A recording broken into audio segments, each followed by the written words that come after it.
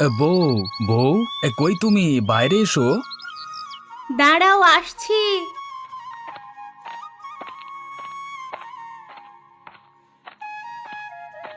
মাঠ থেকে এত জলদি ফিরে আসলে যে? আর বলো না, হঠাৎ করে মাথাটা ঘুরে উঠল, তাই চলে আসলাম। এত পরিশ্রম করলে তো মাথা ঘুরবেই। আমি কত করে বলি যে এত পরিশ্রম করো না। পরিশ্রম না করলে আমাদের সংসার চলবে কিভাবে? ছেলে মেয়ের লেখাপড়া, বাবা মায়ের ওষুধের খরচ, এগুলো কোত্থেকে আসবে? তোমার একা সবকিছু সামলাতে কষ্ট হয়ে যাচ্ছে, তাই না? কষ্ট হলেও করা লাগবে। তারা তো আমার বাবা মা, তারা আমাকে অনেক কষ্ট করে মানুষ করেছে। তাদের তো আমি ছুঁড়ে ফেলে দিতে পারি না। তা বাবা মাকে দেখছি না। তোমার মুখে এসব কথা শুনে মনটা খুশিতে ভরে ওঠে। তুমি তোমার বাবা মাকে কত ভালোবাসো। তারা কোথায় গিয়েছে? কোথাও যায়নি, তারা তাদের রুমেই আছে। তানজিম এবং তামিম স্কুল থেকে ফেরেনি? না, এসে পড়বে এক্ষুনি। তুমি গোসল করে আসো, তোমার শরীরে মাটি লেগে আছে। আচ্ছা, তোমার রান্না শেষ হয়েছে? এখনো শুরু করিনি, ঘরে তরকারি শেষ হয়ে গিয়েছে। তুমি গোসল করে এসে বাজারে যাও।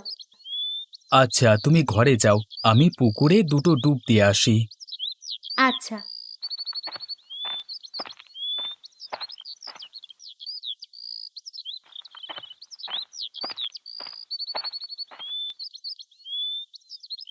ভেতরে আসবো বাবা?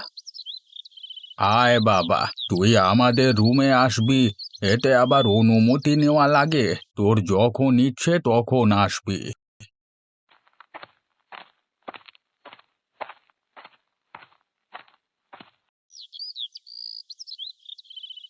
আচ্ছা, তাই দুজনে শুয়ে আছো যে? শরীরটা কি বেশি অসুস্থ হয়ে পড়েছে?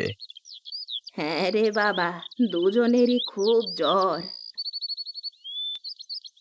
এ মা, এ তো দেখছি দুজনেরই গা জ্বরে পুড়ে যাচ্ছে। পাখির মাকে জ্বরের কথা বলনি? আমাকে তো একবারও বললো না যে তোমাদের এত জ্বর এসেছে।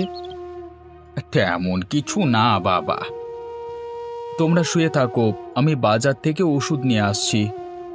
শুধু শুধু টাকা নষ্ট করার কোনো প্রয়োজন নেই।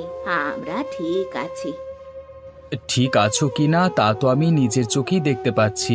দুপুরে খাবার খেয়েছিলে? পেট ভরা আছে তাই খাইনি। পেট ভরা আছে মানে? তোমরা তো কিছু খাওনি, পেট ভরা থাকবে কিভাবে? না, মানে আর মানে মানে করতে হবে না। আমি খাবার পাঠিয়ে দিচ্ছি, তোমরা খেয়ে নেবে। এত অনিয়ম করলে কি অসুখ কমবে নাকি আরো বাড়বে? তুই শুধু শুধু আমাদের জন্য টাকা নষ্ট করিস না, তোর ছেলে মেয়েদের জন্য কর, তাদের ভবিষ্যতের জন্য কর। বেশি কথা বলো না, আমি পাখিকে দিয়ে খাবার পাঠিয়ে দিচ্ছি, বিকেলে ওষুধ নিয়ে আসবো। আমি এখন আসি, কেমন? আচ্ছা বাবা।